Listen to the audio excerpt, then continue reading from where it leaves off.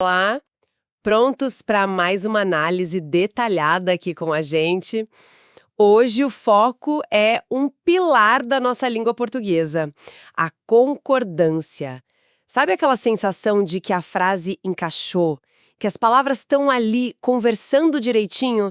É disso que a gente vai falar. A concordância é tipo a engenharia por trás dessa harmonia.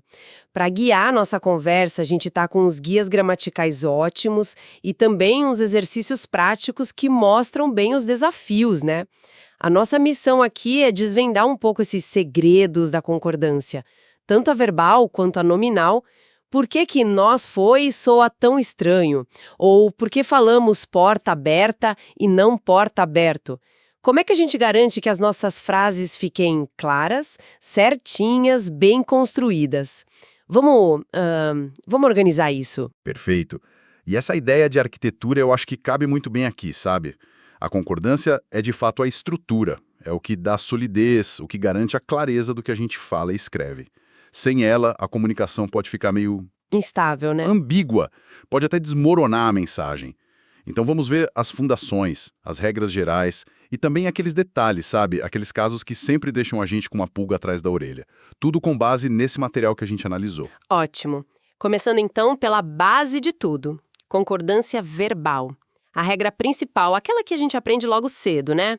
O verbo tem que concordar com o sujeito, em número, singular ou plural e pessoa, primeira, segunda, terceira. Os bias que a gente viu trazem exemplos bem claros, tipo, eu adoro café versus elas adoram café. Parece simples, né? Parece sim. Mas, como toda a construção, é nos detalhes que a coisa complica um pouquinho. Um ponto que já chama a atenção é o sujeito composto. Aquele que tem mais de um núcleo, mais de uma palavra ali como sujeito. A regra geral, que está lá no nosso material, é que o verbo vai para o plural. Faz sentido, né? São vários fazendo a ação. Por exemplo, o engenheiro e o arquiteto discutiram o projeto. Eles discutiram, plural. Tinha até um exercício da FGV que a gente viu. Autocontrole e disciplina podem ajudar. O certo é podem ajudar, no plural, para concordar com autocontrole e disciplina. Faz todo sentido, são duas coisas agindo juntas. Mas, e quando esses sujeitos estão ligados por ou?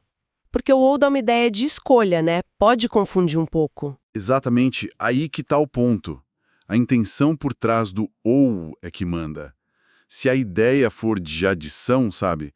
Ou se a ação puder valer para todos os elementos, mesmo que seja uma coisa ou outra, aí o verbo tende a ir para o plural. Um dos guias que a gente leu dava o exemplo. Doces ou chocolate desagradam ao menino. Quer dizer, tanto um quanto o outro desagradam. Agora, se o ou indicar exclusão mesmo, só um pode fazer a ação, ou se for uma retificação, tipo uma correção, aí a concordância costuma ser com o elemento mais próximo ou com o último. O material trazia exemplos tipo, o aluno ou os professores sabiam da prova. Concorda com os professores, plural, mais próximo. Ou então, o pai ou a mãe decidirá o futuro do filho. Concorda com mãe, singular, que é o último e mais próximo. Entendi. Então tem que ler a frase e pensar no sentido que o ou está trazendo ali, não é só aplicar a regra de qualquer jeito. Exatamente. Gramática não é só decorar, é interpretar também. Certo. Agora, um ponto que, olha, confesso que já me fez parar para pensar várias vezes, a concordância com pronomes relativos. Principalmente o que e o quem. Aqui a coisa fica interessante mesmo. Como é que funciona com o que? Com o que a regra é até que bem direta, viu? O verbo vai concordar com o termo que vem antes dele, o antecedente. Os exemplos nos materiais que a gente viu são bem claros. Fomos nós que resolvemos o problema. Resolvemos concorda com nós. Ou então, não foram as planilhas que sumiram. Sumiram concorda com planilhas. O que funciona como uma ponte mesmo, né? O verbo olha para trás para o termo que veio antes do que. Ok, o que olha para trás. Entendido. E com o pronome quem? Muda alguma coisa aí? Muda sim. E aqui tem uma flexibilidade bem curiosa na língua. Com o pronome quem, a tendência mais forte, e que muitos gramáticos preferem, segundo as fontes, é deixar o verbo na terceira pessoa do singular. Não importa quem seja o antecedente. Por exemplo, fui eu quem avisou. Olha só, avisou está na terceira pessoa, mesmo o antecedente sendo eu. primeira pessoa. Peraí, sério? Então, mesmo que eu diga fomos nós, se eu usar o quem, o verbo pode ficar no singular. Tipo, fomos nós quem avisou. Exatamente. Essa é a construção mais comum considerada padrão por muitos. Mas o material que a gente analisou também diz que a concordância com o antecedente é aceitável. Ou seja, você poderia dizer, fui eu quem avisei ou fomos nós quem avisamos. Também é possível, embora talvez um pouco menos comum na escrita mais formal. O exemplo das fontes era, não eram ele e a irmã quem estava sem comer. O verbo estava na terceira do singular. Mas também poderia ser quem estavam sem comer, concordando com o antecedente composto, ele e a irmã. É uma dualidade interessante, né? Muito curioso. Dá uma certa liberdade, mas ao mesmo tempo pode gerar dúvida na hora de escrever, né? É bom ter atenção ao contexto, à formalidade. Com certeza. E por falar em pontos que geram muita dúvida, a gente tem que falar dos verbos impessoais.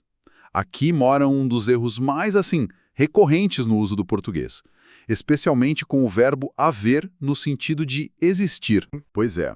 E a regra, olha, todos os guias que a gente viu batem na mesma tecla. O verbo haver, quando significa existir, ocorrer, acontecer, ele é impessoal.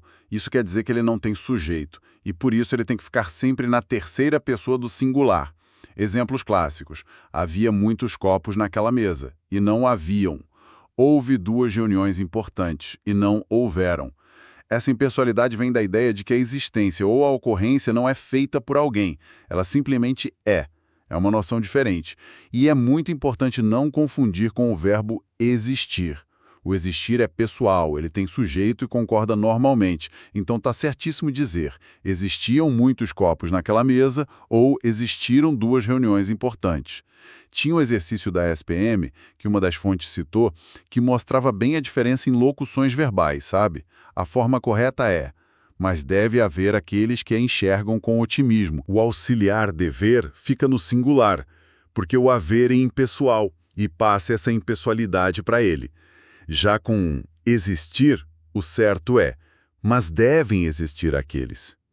Aí o dever vai para o plural para concordar com aqueles, que é o sujeito de existir. Diferença entre haver impessoal, sempre no singular, e existir pessoal, que concorda, é realmente um ponto-chave para escrever certo. Fundamental. E só para lembrar rapidinho de outros impessoais comuns.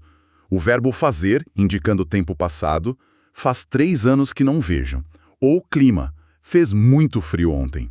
E os verbos de fenômeno da natureza, né? Choveu bastante, nevou na serra, também ficam sempre na terceira pessoa do singular. Ótimo. E para a gente fechar essa parte da concordância verbal, tem uma regra que parece bem útil, que uma das fontes destacou. Quando o sujeito, simples ou composto, é seguido por uma palavra que resume tudo, tipo tudo, nada, ninguém, nenhum, cada um, o que acontece com o verbo aí? Nesses casos, olha que interessante, o verbo vai concordar com essa palavra que resume, e geralmente essa palavra está no singular. É como se a força do resumo puxasse a concordância para ela, sabe? Independente do que veio antes. Os exemplos do material eram bons. Documentos, relatórios, planilhas, nada escapou à revisão. Escapou concorda com nada. Ou, diretor, professores e funcionários, cada um recebeu as novas diretrizes. Recebeu concorda com cada um. O foco gramatical muda para o termo que sintetiza a ideia. Entendido. Essa busca pela harmonia, por fazer as palavras combinarem, não acaba no verbo, né? As outras palavras da frase, tipo os adjetivos que dão qualidade para os nomes, também precisam seguir regras. O que nos leva para a concordância nominal. Voltando para nossa arquitetura, se a verbal é a estrutura, a nominal seriam os acabamentos, a decoração que tem que combinar. Exatamente, é uma ótima analogia. A concordância nominal cuida dessa sintonia mais visível, talvez. A harmonia entre os nomes, os substantivos e quem acompanha eles. Adjetivos, artigos, numerais, pronomes. A regra base que todo mundo lembra da escola, essas palavras que modificam têm que concordar em gênero, masculino ou feminino, e número, singular ou plural, com o substantivo a que elas se referem. Tipo, parede branca, muros brancos. Ou caneta azul, cadernos azuis. Parece simples assim. Ou já podemos esperar uns casos especiais aqui também? Ah, com certeza temos. A nossa língua adora umas nuances, né? Um caso bem comum que as fontes trataram é quando a gente tem um adjetivo só qualificando vários substantivos, e esse adjetivo vem depois deles. Se os substantivos forem do mesmo gênero, tranquilo, o adjetivo vai para o plural nesse gênero. Exemplo: comprei camisa e calça pretas. As duas são femininas, o adjetivo fica feminino plural. Mas e se os substantivos tiverem gêneros diferentes? Aí temos duas opções. Ou o adjetivo concorda com o substantivo mais próximo dele, ou, e essa é a opção que muitas vezes soa melhor e é mais usada em contextos formais, o adjetivo vai para o masculino plural. O masculino plural meio que funciona como um gênero geral nesses casos. Masculino plural como neutro? Interessante isso. Tinha exemplo disso nos materiais? Tinha sim. Um dos guias citava algo como: encontrei o livro e a caneta perdidos. Perdidos, masculino plural, concordando com o livro, masculino, e caneta, feminino, de um jeito geral. A outra opção, concordando com o mais próximo, seria: encontrei o livro e a caneta perdida. Mas talvez não passe a ideia de que os dois estavam perdidos, né? Outro exemplo que a gente viu no Toda a Matéria era: desenho e pintura apresentados, masculino plural, concordando com os dois. Ou concordando só com o mais próximo, desenho e pintura apresentada, feminino singular, concordando só com pintura. Entendi. E se for o contrário? Se o adjetivo vier antes dos substantivos, a regra muda? Muda sim. Quando o adjetivo vem antes de dois ou mais substantivos, a regra geral é que ele concorde só com o mais próximo. Um exemplo que apareceu foi: velhos livros e revistas estavam na estante. Velhos concorda só com livros que está ali do lado. Outro de uma das fontes: floridos montes e várzeas. Floridos está concordando com montes, masculino plural, o mais próximo. Faz sentido, né? A palavra mais perto acaba puxando a concordância. Exato. E claro, o adjetivo concorda normalmente com pronomes também, né? Como no exemplo simples. Eles pareciam cansados. Cansados concorda com eles. Mas vamos para aquelas palavrinhas que costumam dar nó na cabeça e que as fontes comentaram. Quais são as pegadinhas mais comuns aí na concordância nominal, que a gente tem que ficar de olho? Uma clássica é a palavra meio. Tinha um exercício da UF no material com a frase: parecia meio aborrecida. Nesse caso, meio quer dizer um pouco. É um advérbio de intensidade. E advérbio não varia, né? Fica sempre meio. Não vira meia aborrecida. Agora, se fosse um adjetivo, significando metade, aí sim, comeu meia laranja. A função da palavra na frase é que decide se ela varia ou não. Isso vale para o bastante também. Eles comeram bastante. Aqui é advérbio, significa muito, invariável. Mas se for compraram bastantes livros, aí bastantes é como se fosse muitos. Tá ligado ao substantivo livros. Vira um pronome adjetivo e vai para o plural. Ah, esse meio e bastante pegam muita gente mesmo. Tem que analisar se a palavra está modificando um verbo, adjetivo ou outro advérbio, aí não varia. Ou se está ligada a um substantivo, aí varia. Exatamente essa lógica. Outra palavra, quite. Essa concorda com o sujeito. Eu estou quite, nós estamos quites. E tem o famoso anexo. Como adjetivo, ele concorda. A fatura segue anexa, os relatórios seguem anexos. Já a expressão em anexo, essa é considerada invariável. Seguem em anexo os documentos. Uma diferencinha sutil, mas que muda a concordância. Anexo varia, em anexo, não. Anotado. Importante isso. E para fechar essa parte, vale falar dos adjetivos compostos que indicam cor. Tem uma regra prática que as fontes destacaram. Se o segundo elemento da cor composta for um substantivo, o adjetivo todo geralmente não varia, fica invariável. Exemplos: blusas verde-oliva. Oliva é substantivo. Saias azul marinho. Marinho aqui funciona quase como um nome especificador. Paredes amarelo-ouro. Gravata cinza-chumbo. O exemplo de um exercício era com tonalidades verde-esmeralda. Como esmeralda é substantivo, verde-esmeralda não variou. Agora, se fossem dois adjetivos mesmo, tipo verde claro, aí variaria normal. paredes verde claras. Uau, quanta regrinha específica! Então, resumindo um pouco essa parte nominal, tem que ver a posição do adjetivo, se ele qualifica um ou mais nomes, o gênero desses nomes, e ainda prestar atenção nessas palavras tipo meio, bastante, quite, anexo e nas cores compostas. Realmente é um acabamento que exige atenção na nossa construção da frase. Exige atenção sim, mas dominar esses pontos faz uma diferença enorme na qualidade final do texto, da comunicação. Então vamos amarrar tudo isso. O que tudo isso significa na prática? Por que dedicar tempo, sabe? Esforço para entender e aplicar direitinho essas regras de concordância verbal e nominal? Qual a relevância disso para o dia a dia ou para o mundo profissional? Pilares da coesão e principalmente da clareza. A concordância verbal garante que a estrutura base da frase, o sujeito e o verbo, esteja firme, que a gente saiba quem está fazendo o quê. Já a concordância nominal garante que os acabamentos, as qualidades, as quantidades estejam em sintonia com os elementos principais. Evita ruído, sabe? Evita confusão. Erros de concordância não só soam errados, como podem, de fato, criar ambiguidade, dificultar o entendimento. E em contextos formais, isso pode comprometer seriamente a credibilidade de um texto. Imagino que sim. Em documentos técnicos, jurídicos, textos acadêmicos, um erro de concordância pode ter consequências bem reais, né? Sem dúvida nenhuma. Pensa num relatório técnico, num contrato, numa petição na justiça. A precisão da linguagem ali é fundamental. Um verbo que não concorda direito pode mudar completamente o sentido de uma cláusula. Um adjetivo no lugar errado pode abrir brecha para a interpretação errada. O material que a gente viu mencionava, por exemplo, um edital de concurso do CREA-MT que cobrava a redação oficial. Nesse tipo de texto, a correção gramatical, incluindo a concordância, é simplesmente indispensável. Não tem margem para erro. A clareza e a precisão na escrita são ferramentas de trabalho tão importantes quanto, sei lá, um cálculo preciso para um engenheiro ou um bom argumento para um advogado. Áreas que, aliás, apareceram nas nossas fontes também.